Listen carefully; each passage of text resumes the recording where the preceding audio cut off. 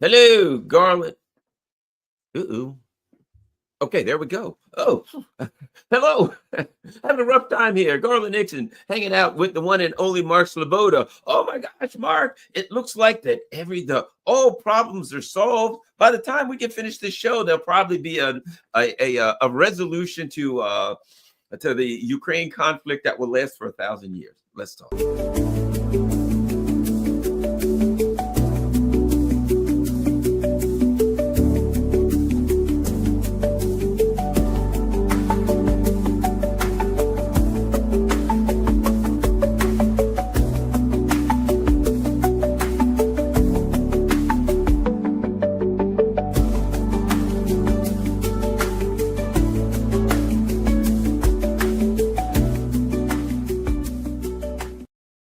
Hello there, everybody. We're hanging out with the one and only Mark Sleboda. All right, and for those of you who don't know, I just returned from Moscow, and Mark Sleboda messed my life up. He took me in a bad direction.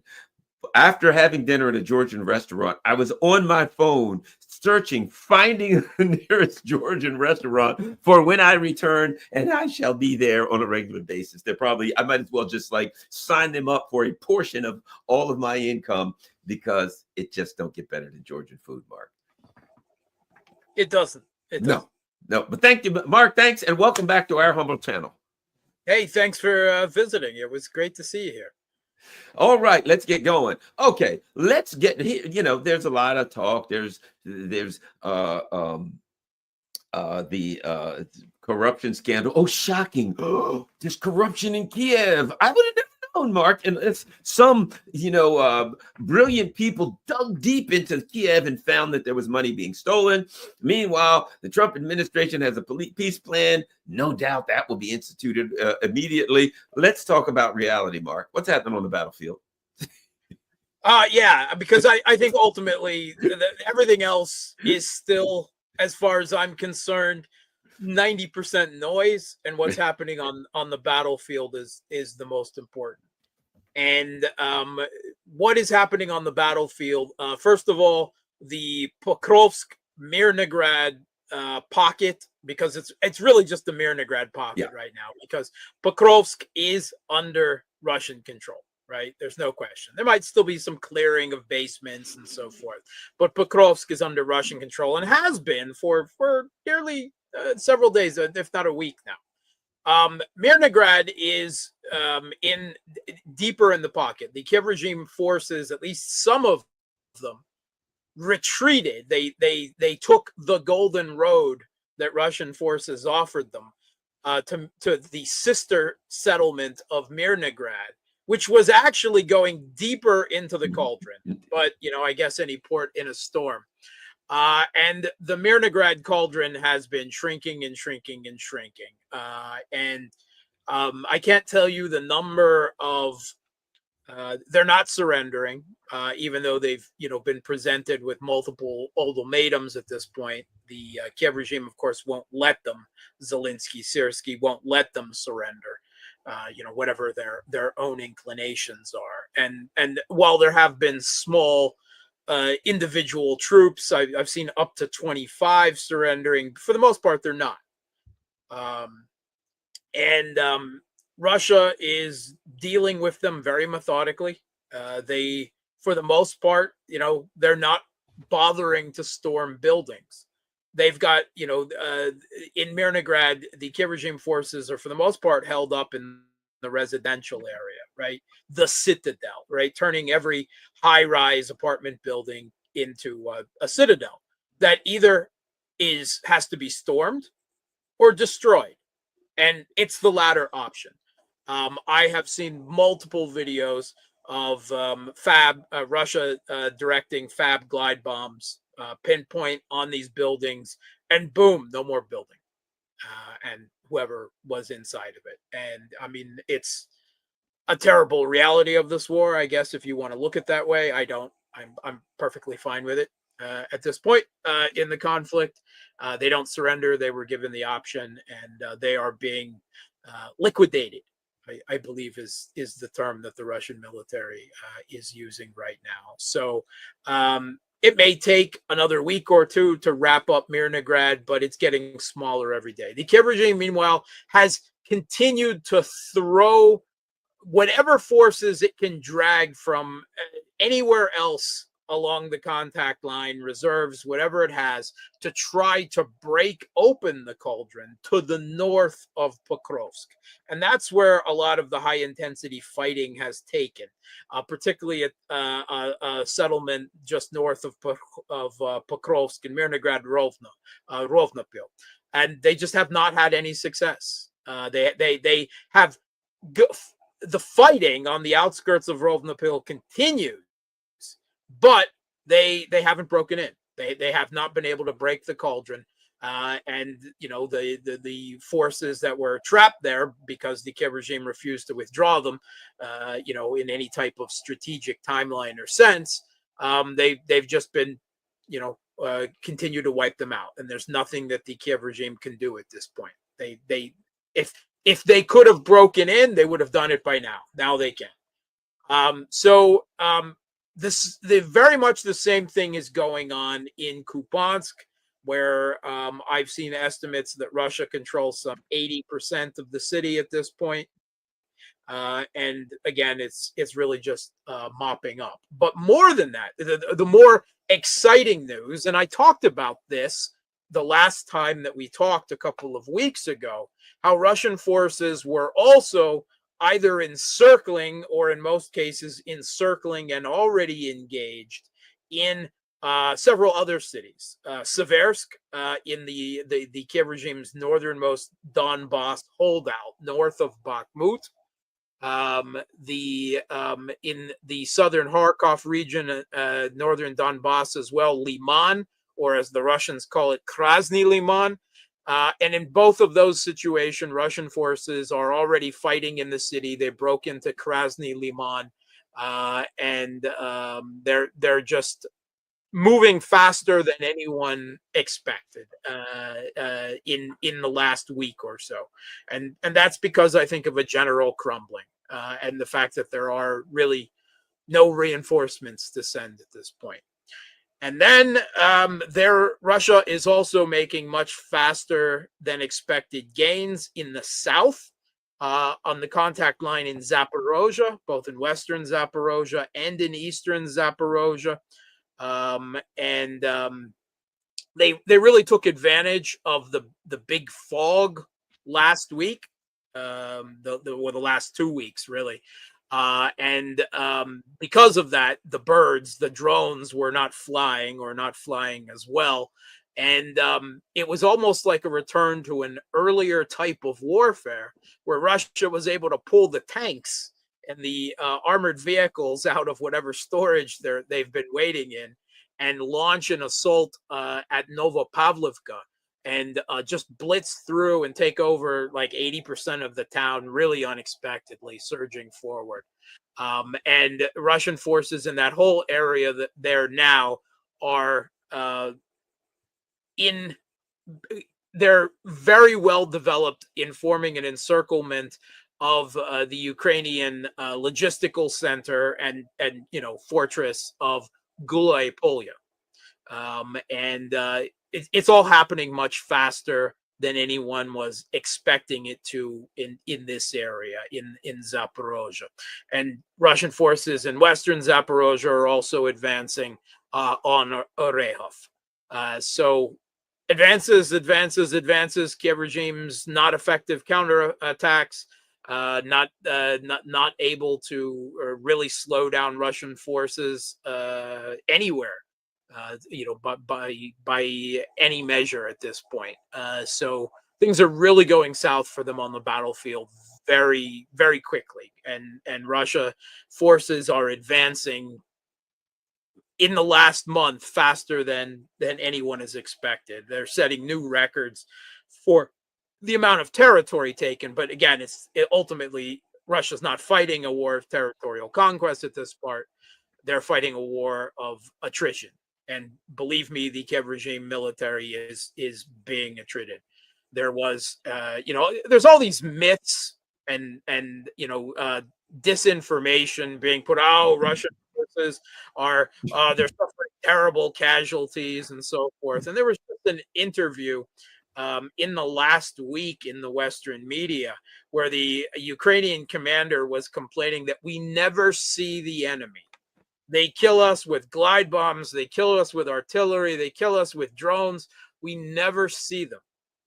That where are the? There is no casualties. There is no meat assaults. It's all Western cope and propaganda. The Kiev regime says it and they repeat it because if they denied, the reality of shall we say the casualty ratio heavily tilted in Russia's favor, then it would be much harder to justify continuing to send arms, continuing to support the regime when it's so lopsided in Russia's favor. Now, it's still a bloody slog because ultimately you have to clear building by building, room by room, or bring them down in their entirety. But that clearing is going faster, and no one can argue. I have been more, I think, cautious than most of the analysts in the alt media sphere over the last few years. I know there were some that were predicting basically every 2 months from the beginning that Russian forces would be, winning and it would all be over. And I never said anything like that. In fact, quite to the contrary, to the consternation of many. But I am very confident right now. The Kiev regime, I'm not saying collapse. I don't like that word. I do not see a collapse yet, but I am seeing crumbling pretty much everywhere, and I'm quite happy with that. I'm very happy with the progress Russian forces are making now, and the clock is ticking, and the manpower clock is ticking, and that's with all of add in the perfect storm, right? Because the advances on the battlefield, the Kiev regime is facing economic collapse in the next few months unless they get tens of billions of dollars from the EU that the EU doesn't have and is still trying to steal Russia's currency reserves from Euroclear, but Euroclear is pushing back thus far anyway. The political storm in Kiev with this corruption scandal, this is being spearheaded by Nabu, and it's targeting all of these people very close to Zelensky and within his administration. Timur Mindich, Zelensky's wallet, but also the justice minister, the energy minister, the former defense minister, Rustem Umarov, right? It's just painting all across a broad brush. And while there still is no evidence that the U.S. is driving this, I'm starting to think they are. Me too. Despite my lack of evidence, because if they are trying to push some Trump peace plan and force Zelensky to do it, the timing of it, of using that as pressure, and I'm sure they've got a lot more they could unleash if they wanted to, right? All kinds of compromise and dirty evidence, right? Much less the threats of killing intelligence and military aid and everything else. But the timing is very suspicious. So despite not having any direct evidence of the U.S. being drive this, I've started to switch my position from thinking it was purely a domestic inter-Maidan infighting with Poroshenko and Kolomoisky, the slighted oligarch, and Klitschko and others, having taken control of Nabu. I think at the very least they've been given a green light by the U.S. to proceed. And all of this is to put pressure on Zelensky, as I see it, perhaps even to take down Yermak, Zelensky's gray card, powerful gray cardinal, right? They even use the collocation to describe the government, Zermak, Zelensky plus Yermak, the bromance, there was even a report in the Western media.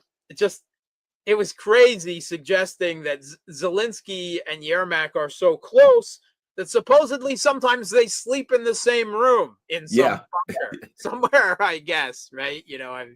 I guess there's not a lot of space, but anyway, so Yermak has been running around, and supposedly he was supposed to meet with Witkoff, and then this whole thing, corruption thing, broke, and Yermak has been fingered pretty well too. And then Witkoff's like, "Yeah, we're not going to meet with you." And but again, this is unconfirmed, right? This is all chatter, but it seems credible chatter to me, right? The Ukrainian Telegram channels are talking about it, so it all seems more or less to work. There is a political crisis in the regime in Kiev. That part no one can deny. And it comes on top of the battlefield crisis, the economic crisis. And now there's this diplomatic crisis where we are being told, or leaked from the Western media at least, that Trump is pushing some peace plan that he supposedly worked out with the Russians. Although the Russian foreign ministry says they don't know anything about any of this. Maybe they do, maybe they don't. I don't know what the story is right now. I have to admit, from some of the leaks, supposedly, of what this thing contains, some of it is quite favorable to Russia, and some of it is absolutely ridiculous. Like this story in the Telegraph that Russia agreed to lease the Donbas from Ukraine. I think that's deliberate, don't you? I think some of that stuff, like when you get that kind of crazy propaganda, I think that's deliberate MI6, poisoning the well kind of stuff. Disinformation going on now. That's why it's really hard to trust anything. And until I hear it from Lavrov, right? I'm not. Second of all, there's some very strange things going on top of it. First of all, we have been at least led to believe that this is on the initiative of Witkoff and Kirill Dmitriev, right?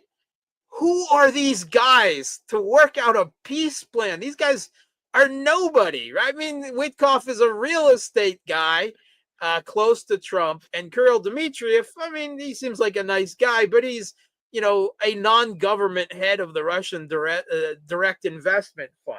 Now, I'm willing to believe that they didn't work this out. They're just the smiling face presenting it, right? But if, as has been suggested, they're the ones working it out, then I got to really question any of this. How real or at least serious any of it is. I don't believe that. Even if it is a deal, I don't believe for 1 second that they somehow, that's not even their jobs and they don't have the thought. I don't believe that for a second. Yeah.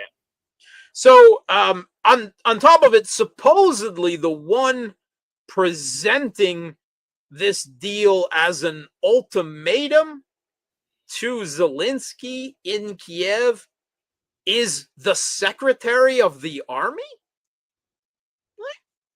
It's all very strange. There's really weird things going on. What would be, the other part would be if he's presenting it as an ultimatum. Okay, an ultimatum always has two sides to it. Do this, or what is the or? You know what I mean? If it is an ultimatum, what are they going to say? Because every time Trump threatens to something, Zelensky do this or we'll do X, and Zelensky says no, and they don't do X. That doesn't even make much sense. What is he going to do? Threaten to invade Ukraine? I don't threaten know. to stop giving things that he threatened over and over, and as soon as he threatens them, the deep state squeezes them, and he does it anyway. Who believe? If you're Zelensky, would you believe that Trump has the ability to back up what he's threatening anyway? I'm not Zelensky, and I don't, simply because he's threatened over and over, and every single time he said it, then within hours after saying it, he the typical Trump. Oh, did I say that? I don't recall ever saying that. And I have to wonder. Yeah, I have to wonder where where is the Russian foreign ministry in the U.S. State Department in all of this, right? The Russian foreign ministry still continues to say they don't know anything about any of this. Marco Rubio is nowhere to be seen. It's like, you go play around in Venezuela. We're going to do some stuff over here. I don't know, because Marco Rubio certainly wouldn't be supporting. He's a neocon's neocon. Yeah. He wouldn't be supporting any of this. So, I mean, ultimately, let's say that there's some reality to this and that it's being pushed by Trump and, say, a handful of people close to him. There's no way that he has the power to push this through, right? Even on his own side, whether we're talking all of the people in his own administration who would be against this, although we are hearing rumors that Kellogg is about to be retired early next year. So that at least was entertaining. Don't they usually say they're doing it to spend more time with the family? Isn't that what they always say? They get shoved out the door. Why are you leaving? He never wanted to stay long in the Trump administration to begin with. Anyway, so there's that. But bipartisan in Congress, right? Both parties in Congress, they're committed to conflict with Russia. There wouldn't be it.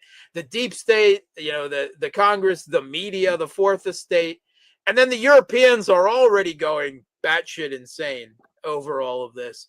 And we haven't even had any word. There has been some word that the Kiev regime has rejected it all, and then another word that they haven't even been explained it yet. So if I may throw something about the Europeans, throw something at you real quick. It is my opinion that particularly the Europeans, they're so knee deep in corruption. I mean, one need to only look at Pfizer Gate, Cutter Gate, on and on and on. And, every time you turn around, they're stealing everything that's not nailed down and then going back and stealing the nails of things that are nailed down, right? I tend to believe that when they see this, oh my gosh, there's a big corruption scandal, they're like, oh crap, now we really can't let this thing go. Because to me, it's a disincentive to them because they're mired so deeply in corruption. I'm sure, a fear that if this thing ends, people start talking. Somebody says, why don't we audit some of this money that's going through, that they all stand to get the chair, basically. They all stand to go to jail for the rest of their lives. So a corruption investigation would be a disincentive for those criminals to end it. Yeah, whether we're talking personal corruption or financial chicanery and games to continue the flow of arms and things like that, there's no question that they've been up to. And the amount of political capital that a number of these European leaders have invested, right? Whether we're talking Macron and Starmer and Merz, or whether we're talking the technocrats like von der Leyen and Kaja Kallas, this can't end, because if it ended, their careers would end, right? Particularly if it ended as, the way the Western media is presenting this is it's a capitulation by the Kiev regime.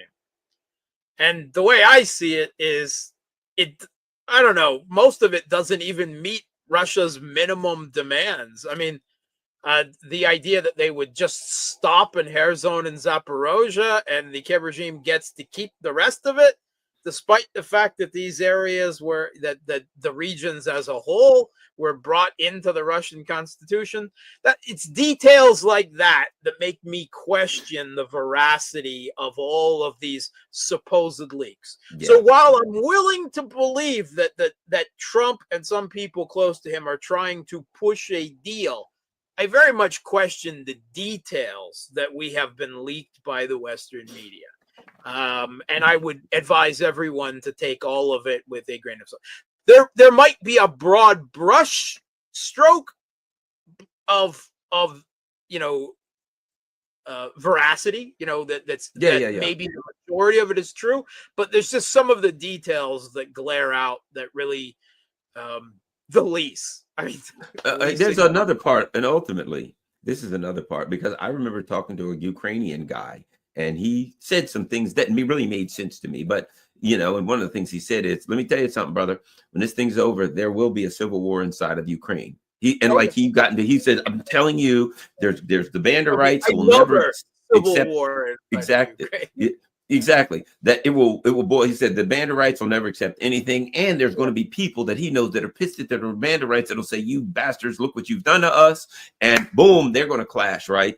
We've already Even seen then, Perubi fall to that, supposedly. exactly. Even then, I remember Dr. Jim Kavanaugh saying, if the U.S. wants a deal, they're going to have to denazify Ukraine themselves. The point being, what would even happen if the U.S. said, we're taking a deal?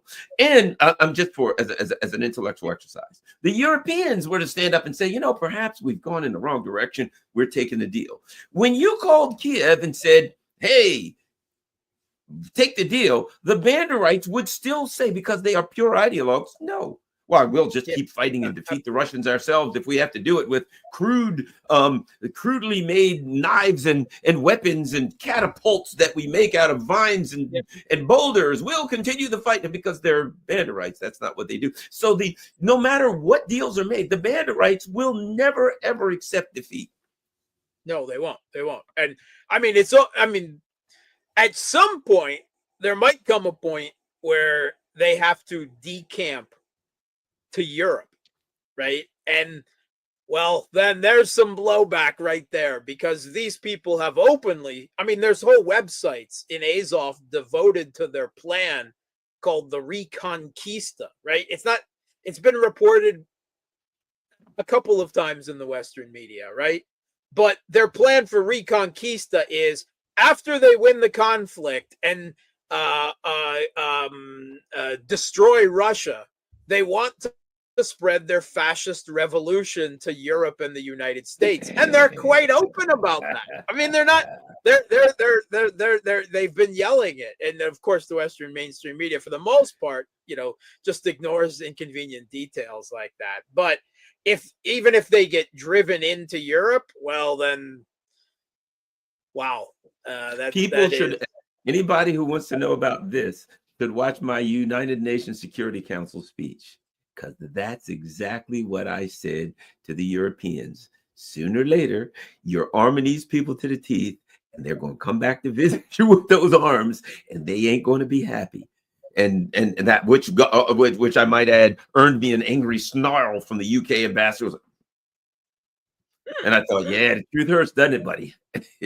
I'll give you a call in 4 or 5 years, and we'll have a discussion about whether or not that angry snarl was aptly applied. And what they're thinking is, we've been managing rabid fascist dogs to fight Russia for decades, right?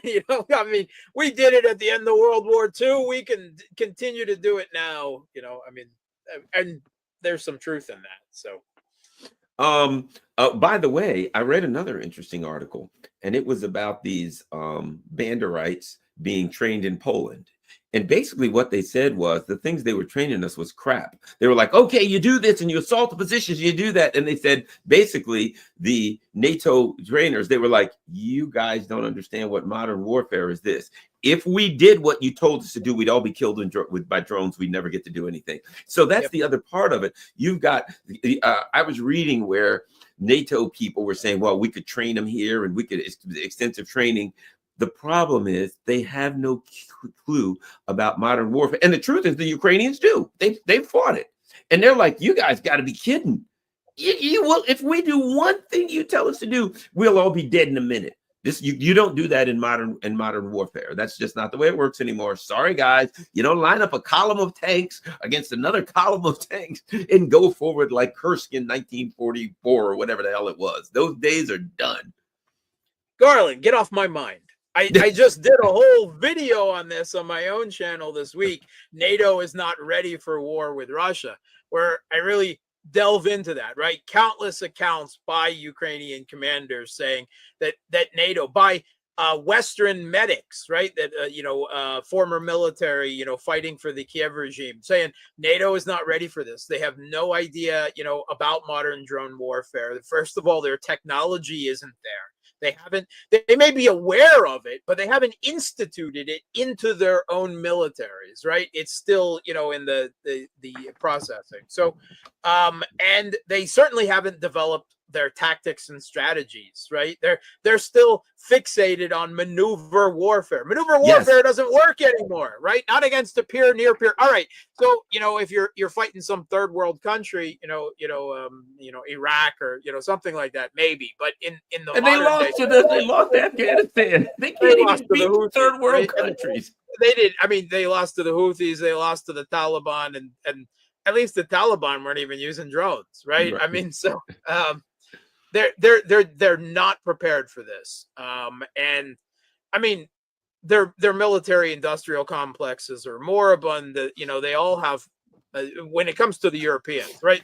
They're not even paper tigers, because even on paper, in their own internal assessments talk about how unprepared for intensive combat their own militaries are, right? How they can't meet their recruiting goals, right? How 30-40% of their equipment is, it's on paper, but it doesn't actually function, right? It's not combat ready.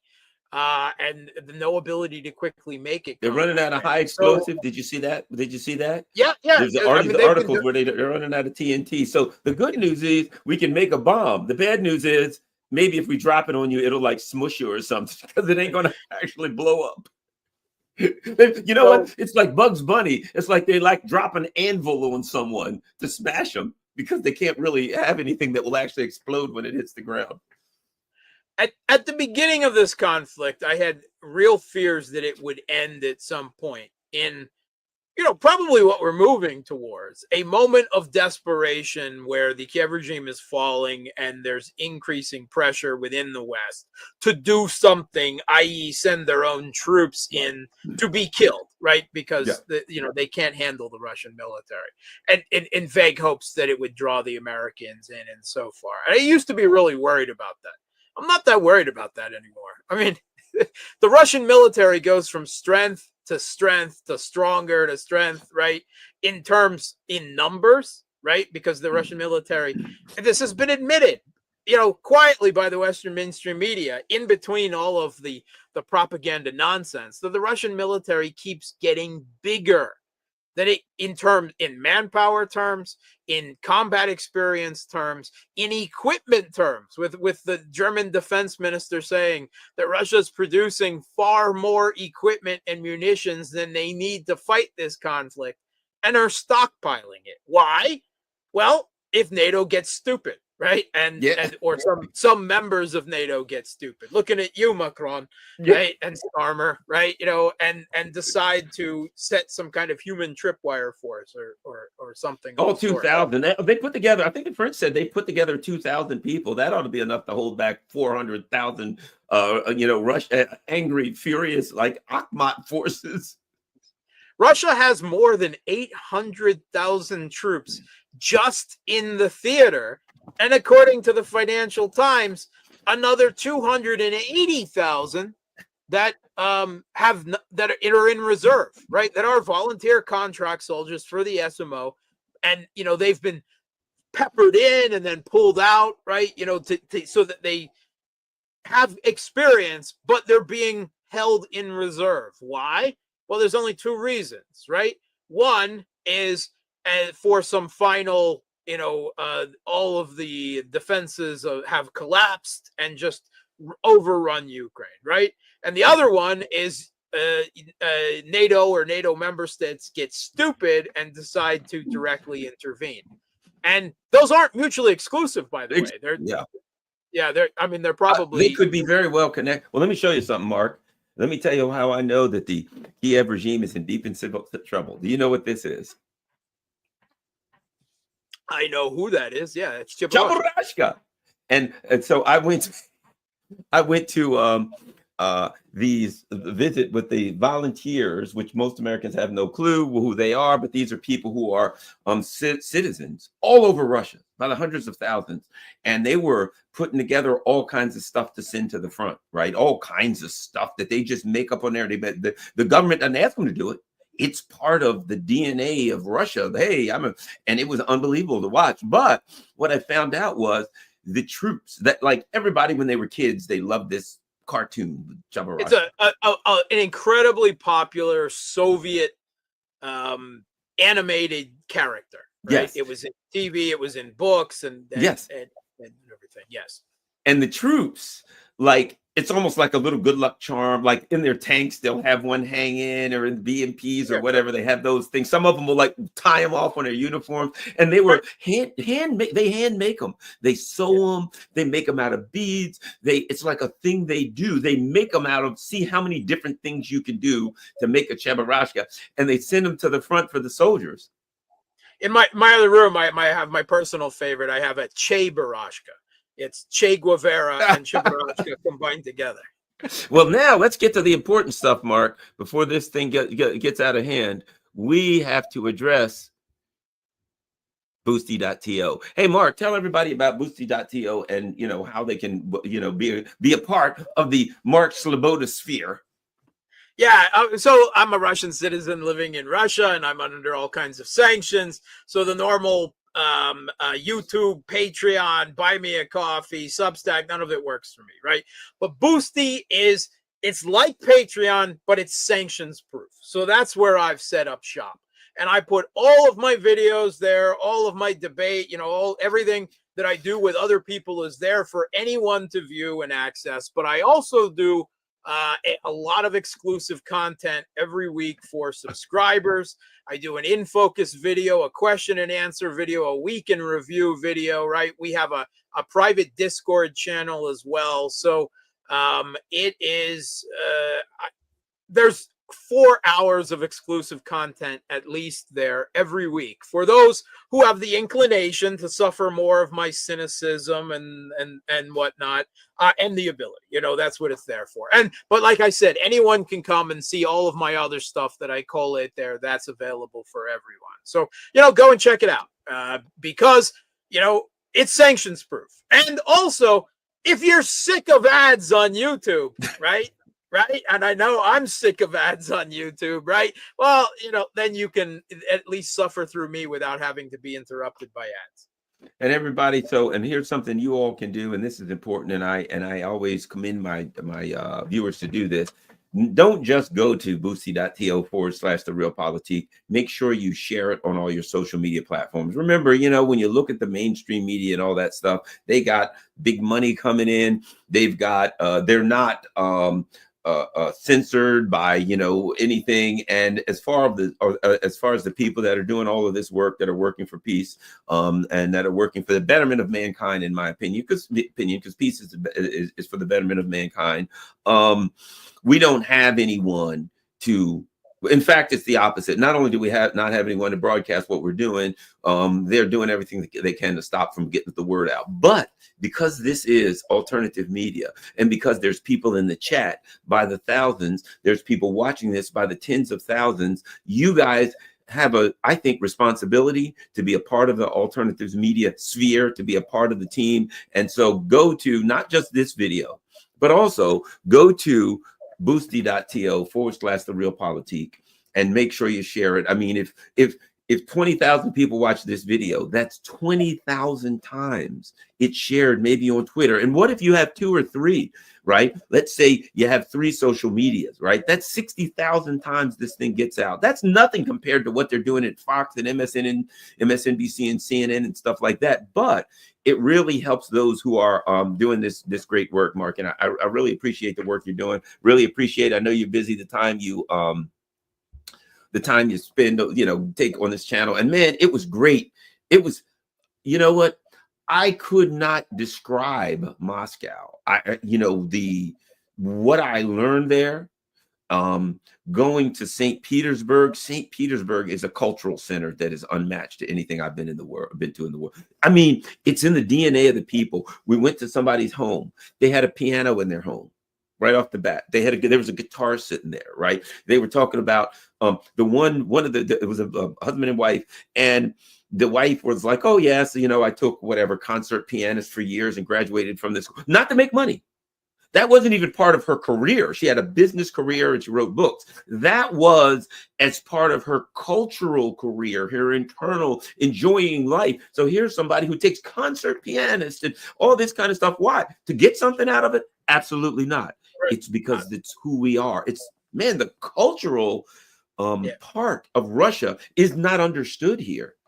The Russian families, like from, shall we? I mean, it has its roots in the Soviet Union, but particularly even today, right, in quote unquote capitalist, state capitalist, whatever Russia, right, the middle class, and they're very culturally aspirant, and you try to find a family that doesn't send their kids to piano lessons or some gymnastics lessons or sports. They push their children to succeed in the cultural sphere, in or in tech, something, right? You're pushed. It's not quite the Asian tiger mom syndrome, Right. but it's certainly far from the Western, where the kids sit and play video games all day long either. It's I would think a happy medium there. Children are definitely, that's why there's a piano in so many homes in Russia, and try to find a Russian that doesn't know how to play a guitar around the campfire. I mean, you know what? I watched the soldiers in the U.S. that can do that, but not anywhere close to the number in Russia that I thought videos of the soldiers. Yeah. And they're playing instruments, and some guys got an accordion, and the soldiers are out there dancing and singing. They got dances they do. They're singing, they're playing instruments. And I'm like, wow, that culture is expressing itself there. And it's like, to me, it's a more holistic view of life and success, right? It's like here, what they try to push is make every dime you can, and then you'll be successful. And there it's, you have a career. But part of success is that you enjoy opera, food. That's part of culture. It's not just you go shove whatever you can in your face. It's a true enjoyment of food, of wine, of cheese. Every week you go to Belarus, and they're like, potato pancakes, that's our stuff. You got to try it. We got it with cheese. We got it with meat. And you realize that their culture is very, very broad. And it's not like one part is more important. It's like, this is who we are. And you need to understand. If you don't understand our Tchaikovsky, the Bolshoi Ballet, and Palmini, whatever they call those little things with the beat, right? If you don't understand all of that, then you don't understand Russia. Russians work hard, but they also, I think, very, very hard try to make time for accomplishment and self-fulfillment in spheres outside of just the work, right? Outside of just the rat race. It's a cultural thing, right? Nothing is 100%, but I think it's to a substantially higher degree, at least from the Pennsylvania that I grew up in. Yeah, it's very, very healthy, and you learn to enjoy it and love it. And I see why people move to Russia and say, hey, I kind of like it here. It's a little cold, but everything else makes up for it. Thanks a lot, Mark Sleboda. Even better. Yes, don't forget, everybody, the real boosty.to/the real politics. Share that on all your social media platforms. Thank you very much to my Patreon people who help make this channel go. And don't forget, buy me a coffee, PayPal, all that kind of crap. And of course, I have my PO box if you want to mail a book or a whatever, or a letter saying thanks, or they're saying you're terrible. Doesn't matter. You can mail it there. All right, thanks a lot, Mark, and I look forward to having you again soon. Everybody, share this on all your social media platforms. Thanks for having me.